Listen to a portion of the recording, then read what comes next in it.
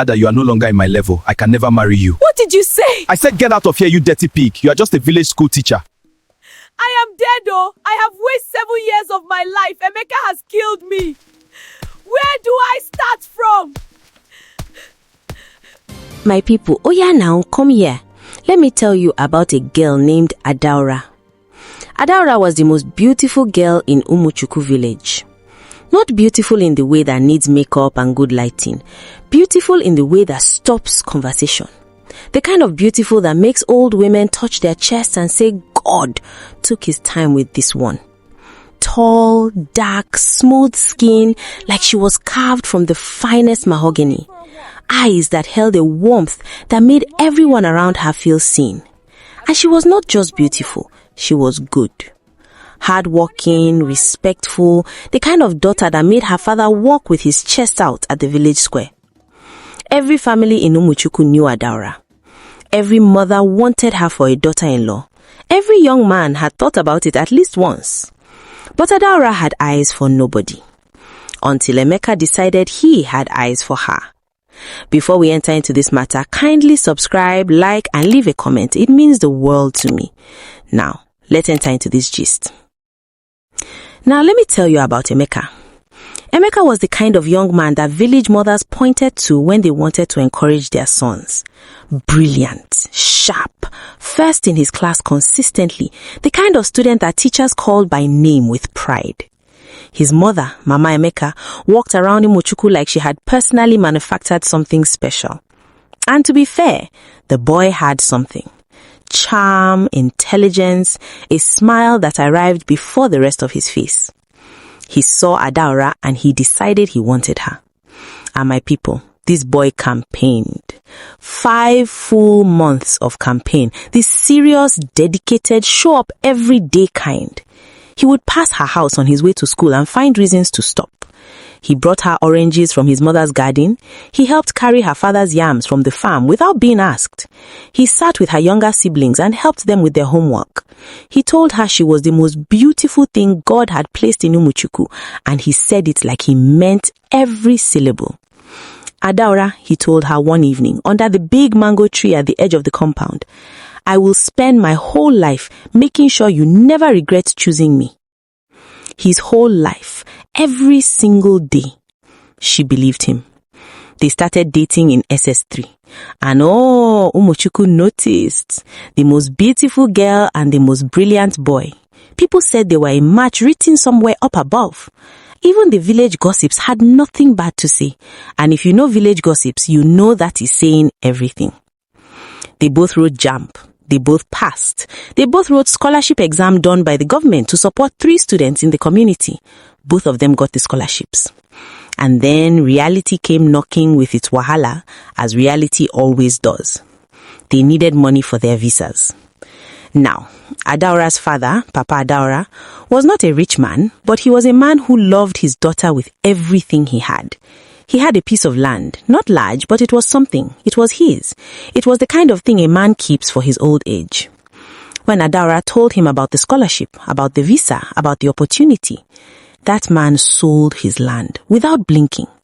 Your future is worth more than any land, he told her. My people, I need you to hold that image, a father selling his land for his daughter's future. Hold it, because what happens next will require you to remember what was sacrificed. Adaura got her visa money. She went to tell Emeka the good news. And instead of Emeka jumping up and celebrating, instead of this boy being happy that the girl he claimed to love had an opportunity, he sat her down. He held her hands with his most serious face and he told her a story. He said, Adaura, you know, I am the man. I can hustle. Let me go first, then I will come for you. He just needed to go first, just him for now. And then after 2 years, maximum 2 years, he would come back for her or send for her. They would marry properly. They would build their life. But I need money for my own processing, he said softly. And you have the visa money from your father's land. Adaura looked at him. Emeka, he said, I would not ask if I had another way. You know me. You know I will come back for you. Have I ever lied to you? And then, as if this had been orchestrated, as if a director had called action, his mother entered the room. My daughter, The woman said warmly, "I am telling you myself because I want you to know that I support my son. Help him go. He will come back for you. Let us even do a small engagement before he leaves, so you know you are his and he is yours, so the whole village will know. I will make sure he does right by you." Mama Emeka, telling her personally, begging her personally. What girl could resist that? Adaora was 20 years old. She was in love. She had never been deceived before because she had no reason to expect deception. She took the money, her father's land money, and she gave it to Emeka. She did not tell her parents. She went home and told them she wanted to do an engagement with Emeka before he traveled. Her father looked at her. Her mother looked at her. They exchanged the look that parents exchange when they suspect something but cannot prove it yet. "Why the rush?" her father asked. "Because I love him and I want everyone to know." And when they hesitated, she cried, full tears, trembling lips, the works. She said they never supported her happiness. She said they wanted her to be alone. She threw the kind of tantrums that 20-year-old girls in love throw when they are also terrified and determined simultaneously. Her parents, because they loved her, gave in. Emeka's family came, the kola nut was broken, the palm wine was shared, the dowry was paid, partially with promises of the rest when he returned. The whole of Umuchuku knew that Adaora was engaged to Emeka. The village celebrated. Adaora was so happy that night she could not sleep. 1 week later, Emeka left for abroad.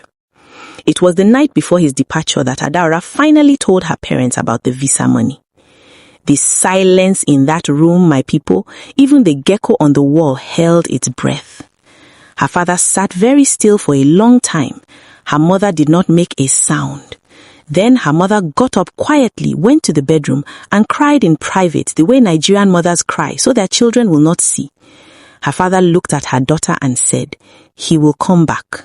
A man who lets his mother call to beg for engagement will not abandon his wife."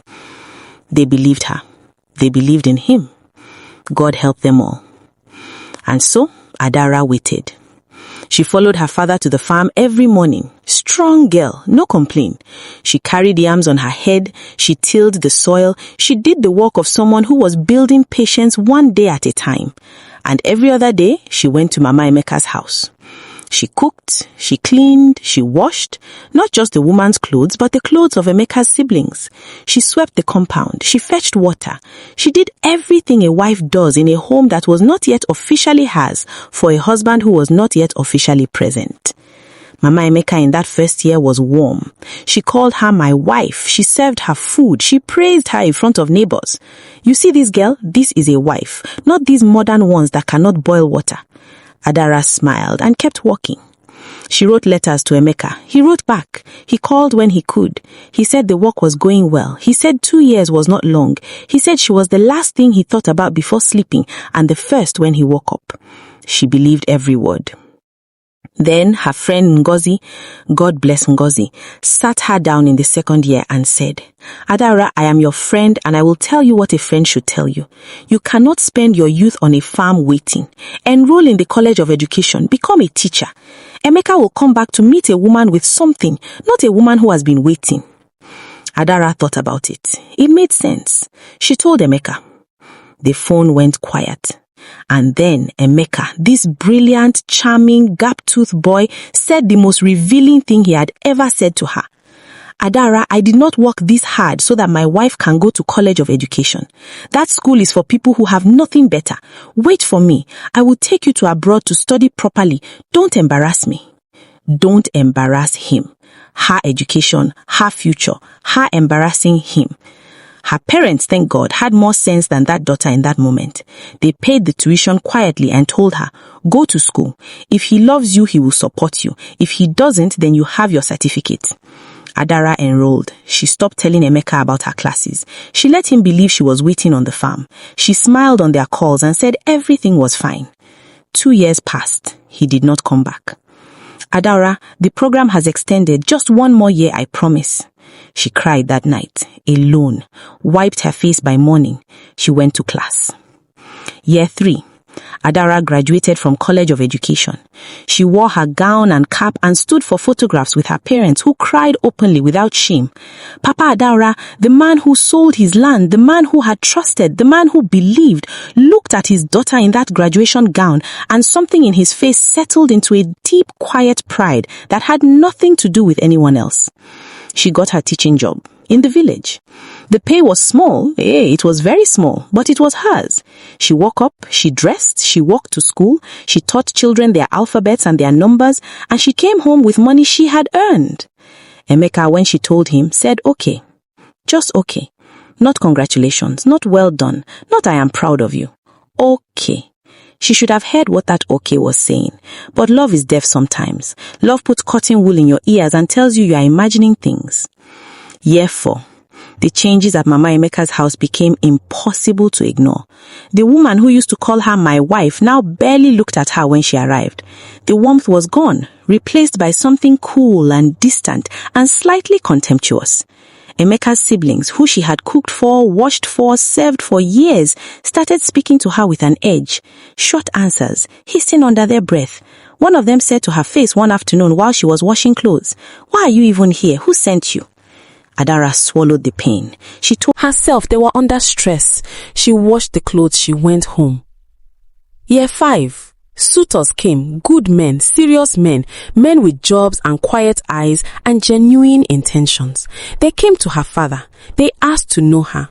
One was a teacher in a neighboring village, one was a young civil servant in the local government, one had just returned from the city with savings and plans. Adara sent every single one away. "I'm engaged," she said to each of them. "I'm waiting for my husband." Year 6, her parents stopped pretending. Her father called her one Sunday evening and said, "Adara, I will say this once and I will not say it again. Leave Emeka, he is not coming. Even if he comes, the man who left is not the man who will return. Move on while you still have time." Adara fought him. She cried. She said nobody believed in her relationship. She said they were trying to destroy her happiness. Her father looked at her with the eyes of a man who had already grieved something, but was waiting for her to catch up. He said nothing more. Year 7. It was a Thursday market day when the news broke in Umuchuku like a thunderclap. "Emeka is back. Big car. He came back last night." Adara heard it from a woman at the borehole who could barely contain her excitement. "Your husband is back, oh, go and see." My people, this woman left everything. The pot on the fire, the lesson she was preparing, the conversation she was in the middle of. She left everything and she ran. She ran through the village like a woman who had been storing up this moment for 7 years, because she had. She ran with her heart already celebrating, already planning what she would say, already imagining his face when he saw her, already feeling the relief of the wait finally being over. She got to Mama Emeka's compound and she stopped. There was a car. A big, clean, imported car parked in the compound that had never seen that kind of vehicle before. There were people gathered. There was laughter coming from inside the house. Adara straightened her blouse, wiped the sweat from her face, walked to the door. She stepped inside, and the world ended. Emeka was there. Older, fuller, well-dressed, clearly abroad had been good to him physically. And beside him, seated like she belonged there, a woman, a polished, beautiful, city-finished woman in expensive fabric, hair done, nails done, boxes and bags around her, gifts for Mama Emeka, gifts for the siblings, gifts for everyone. The siblings were laughing, trying on things, calling her auntie, our wife. Mama Emeka, the same Mama Emeka who called Adara personally to beg her to give her son the money, was seated in her best chair, receiving this woman like a queen. Emeka looked up. He saw Adara. Something crossed his face. Not guilt, it was too fast for guilt. Something more like calculation. He stood up immediately. "Ah," he said, in the voice of a man performing normalcy. "My love, this is Adara, my old friend from school." "Friend? Old friend?" Adara stood in that doorway and felt something in her chest break very slowly, the way a clay pot breaks, not all at once, but in a spreading crack that eventually becomes irreparable. The tears came before she could stop them. Emeka was at her side immediately, his hand on her elbow, guiding her firmly. Outside, away from the polished woman, away from the siblings trying on their gifts, away from Mama Emeka, who had suddenly found something very interesting to look at on the ceiling. She pushed her gently into the yard. She turned to face him. Emeka, her voice was barely sound. What is happening? Who is that woman? He straightened. As something in his posture shifted, the performance fell away, and what replaced it was something she had never seen from him before. Coldness. Adara, I am sorry. I should have told you earlier. I moved on. That woman, she took care of me abroad. She supported me. I owe her. You owe her? The words came out of her like stones. I gave you my father's land money, Emeka. I waited 7 years. He know. And I am sorry. What she did for me compared to yours, it's big. I have to repay her. You know what? I will transfer 5 million naira into your account now. It's even more than what you gave me then. You should be happy for me, he said to her. Happy for you, Emeka? You made me wait for 7 years and you want me to be happy for you? She said amidst tears. I didn't force you. You waited because you wanted to. But he paused and then said the thing.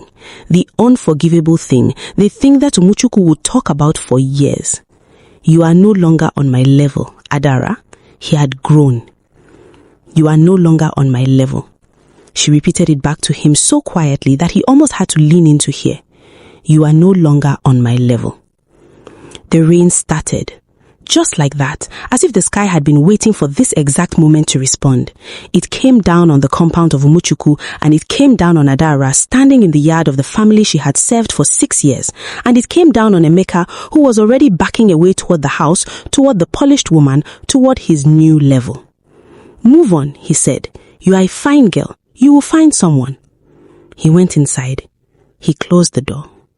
And Adara, beautiful, patient, hard-working Adara, sat down on the wet ground in the rain in Mama Emeka's compound and cried the way a person cries when they realize they have been completely and totally fooled by someone they would have died for. The rain mixed with her tears and she could not tell them apart. The whole village heard. People came. Of course they came. It's a village. Someone is always watching. Her parents came running. Papa Adara, the man who sold his land, the man who trusted, the man who believed, came into that compound, and the sound he made when he saw his daughter on the wet ground was not a sound anyone who heard it ever forgot. He lifted her. Her mother wrapped her. They took her home. And then Mama Emeka had the extraordinary nerve to come to their compound and say, our son is a man now. He knows his level. Your daughter should find her level too. Papa Adara's response was not printable. But the damage of those words on top of everything, my people, Adara went home that night. And she did something that, by the grace of God and the alertness of 2 people who loved her, she did not complete. Her best friend, Ngozi, the same Ngozi who told her years ago to go to school, found her in time. She screamed for the parents. They spent that whole night holding their daughter, taking turns, not sleeping, not leaving her alone for 1 second. In the morning, Ngozi made a decision. She cannot stay in this village. Lagos, we are going to Lagos. Papa Adara, with nothing left to give except his willingness, said, take her. Lagos does not care about your pain. And sometimes that is exactly what you need. Adara arrived in Lagos hollow. She slept for 3 days. She ate because Ngozi put food in her hands. She walked because her body made her. She breathed because her body refused to stop even when her heart asked it to. Then slowly, the way sunrise happens, not all at once, but gradually, she began to come back. She started teaching online, secondary school subjects, mathematics, English, the things she knew. Small classes at first, 5, 10. She was good. She had always been good. The students improved rapidly and their parents noticed. She taught a boy in London whose grades went from failing to distinction in 4 months. The boy's mother, Mrs. Patricia Okafor, a Nigerian woman who had built a life in the UK through sheer determination, called Adara one evening not for academic feedback, but to ask, my dear, are you alright? You teach my son with so much heart, but sometimes I hear something in your voice. And Adara, who had been holding everything together so carefully, cracked open. She told the woman everything. Mrs. Patricia Okafor listened to the whole story without interrupting. When Adara finished, there was a silence. Then the woman said, I am coming to Lagos in 2 months. I would like to meet you. They met. They talked for 6 hours. By the end of it, Mrs. Patricia said, I want to help you come to the UK, not as charity, as an investment in someone who deserves a chance. My people, when God decides to move, he does not send a memo. He just moves. Adara arrived in the United Kingdom on a Tuesday morning in autumn. She stood outside the airport with her single suitcase, the cold biting through her jacket, the grey sky above her nothing like Umuchuku, and she felt something she had not felt in years, possibility. With Mrs. Patricia's support and her own carefully saved money, she enrolled in university, a proper degree this time, education and child development. She studied like a woman who understood exactly what education was worth because she had watched her father sell land to give it to her. She worked part-time. She sent money home every month. She called her parents every Sunday morning without fail. Her father's voice on those calls, the way it was slowly filling back up with something she had taken from him without meaning to, that was her motivation every difficult day. She joined the Nigerian community in the UK. She made friends. She laughed again, real laughter, not the performed kind. And then one Sunday afternoon at Mrs. Patricia's house, she met Dr. Chide Okafor, Mrs. Patricia's younger brother. Quiet man. Thoughtful, a doctor, not the flashy kind, but the kind that actually cares about patients. He shook her hand when they were introduced and said, My sister has told me a lot about you. All good things. Simple, undemanding, just information.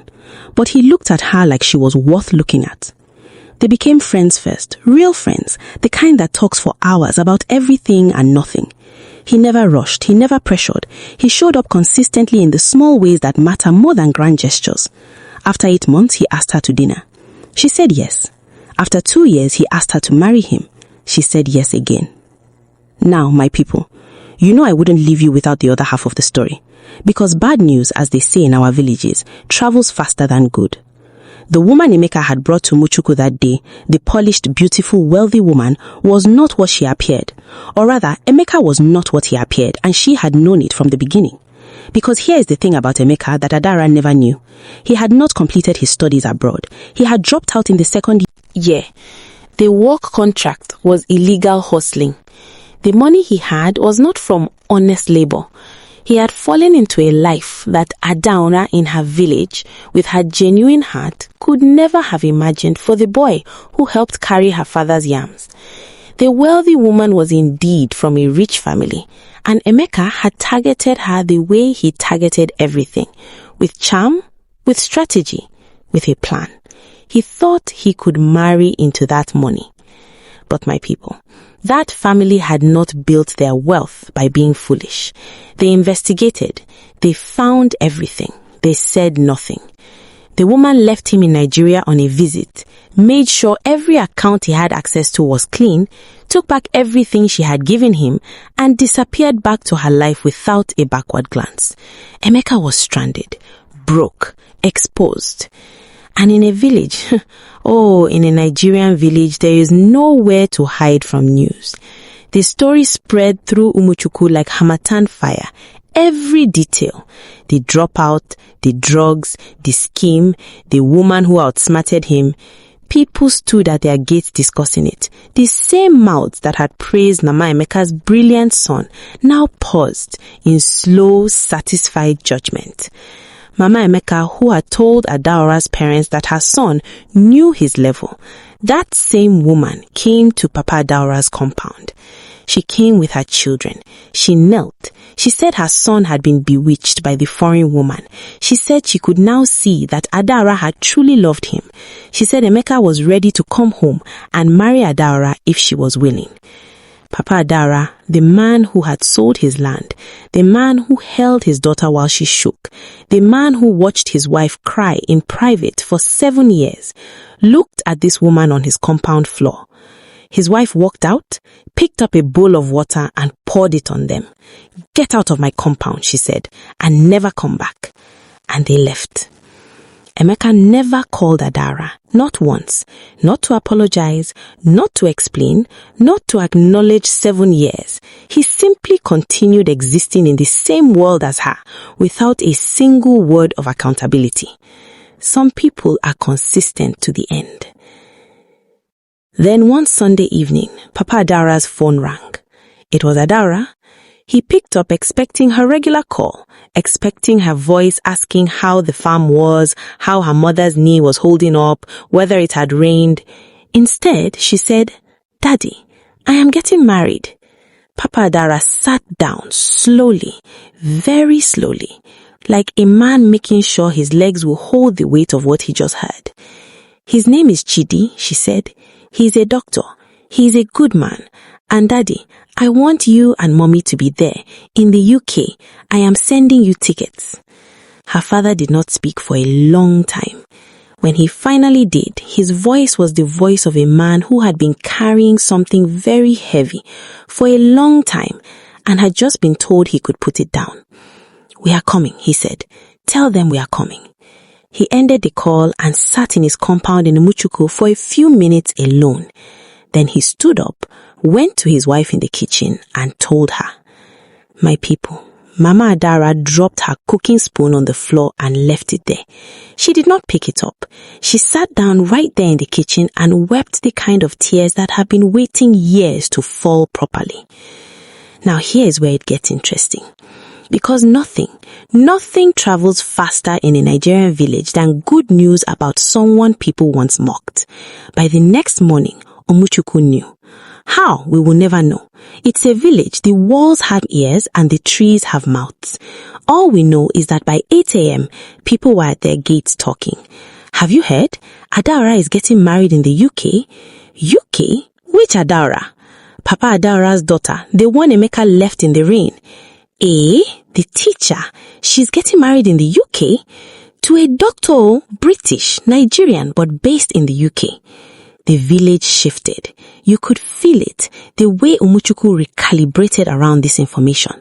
The women who clicked their tongues at Papa Adara's compound when Emeka left Adara in the rain, those same women now found reasons to pass by the compound, to greet, to congratulate, to say we always knew that girl would be fine. As if they had not said other things before. As if shame doesn't have a long memory. Papa Adara received all of them with quiet dignity. He did not say "I told you."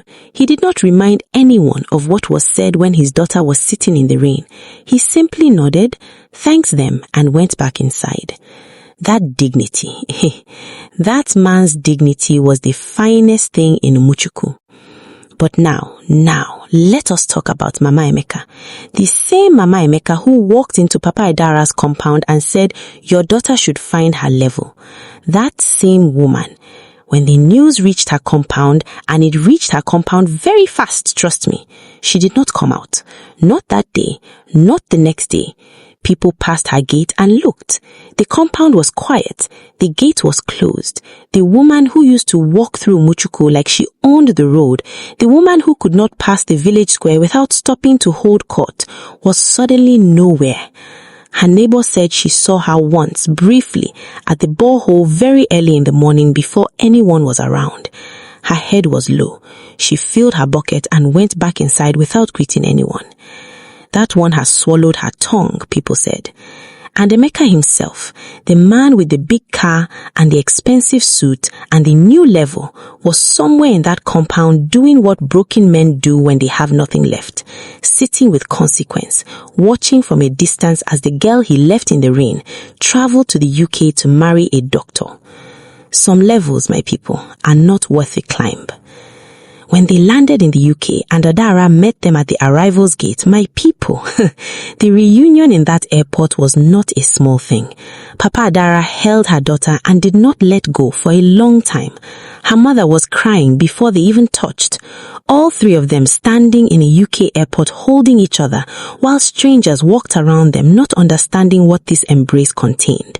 7 years, all the prayers, all the tears, all the waiting, all the land that was sold, all the rain that fell, all the nights they held their daughter and didn't sleep, all of it held in one embrace at an airport arrivals gate.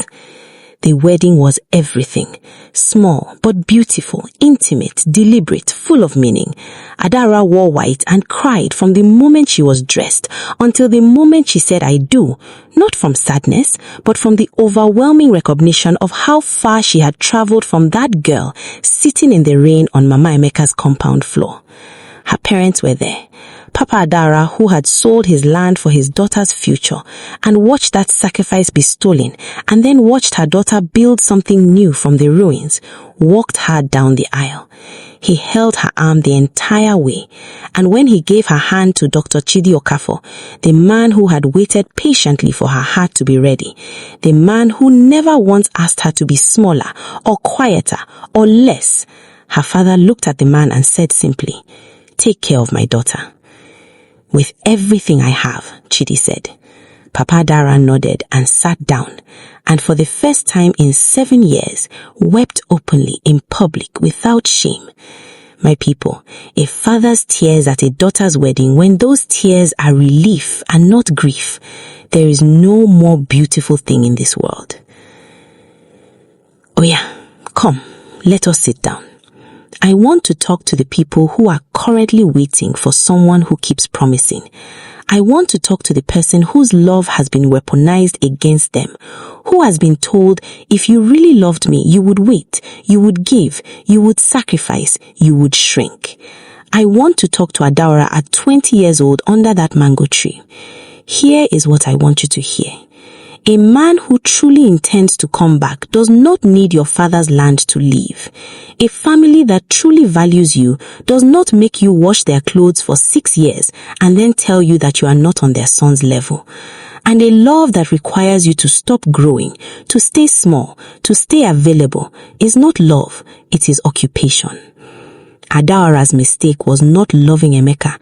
Her mistake was accepting a promise in exchange for her father's sacrifice and her own future, and then defending that promise against all evidence, against all wisdom, against her own instincts that were telling her something was wrong from year 2.